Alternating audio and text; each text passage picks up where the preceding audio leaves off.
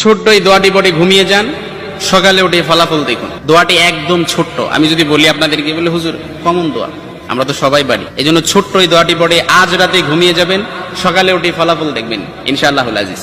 আপনি মাথা থেকে বোঝা নামিয়ে ফেললে যেরকম হালকা হয়, আপনি এরকম হালকা মনে করবেন। আপনি মনে করবেন আপনার সমস্ত গুনাহ মাফ হয়ে গেছে, এরকম একটা হালকা অনুভূতি আপনার ভেতরে কাজ করবে। খুশি হয়েছেন মনে হয় না? এই জন্য আমরা যদি ছোট্ট এই দোয়াটি পড়ে আজ রাতে ঘুমাতে পারি, সকালে উঠে ফলাফল দেখবো ইনশাআল্লাহুল আজিজ। আমি যদি আপনাদেরকে হাদিসের টেক্সট শোনাই, হযরত যায়েদ রাদিয়াল্লাহু তাআলা আনহু থেকে বর্ণিত, রাসূল সাল্লাল্লাহু আলাইহি সাল্লাম বলেন, হাদিসের স্পষ্ট নারেশন হচ্ছে, যে ব্যক্তি রাত্রিবেলা 3 বার এই দোয়াটি পড়ে ঘুমিয়ে যাবে, সকালে উঠে আল্লাহ তাআলা তার সমস্ত গুনাহ মাফ করে দিবেন। সুবহানাল্লাহ বাড়িতে যায় বললেন।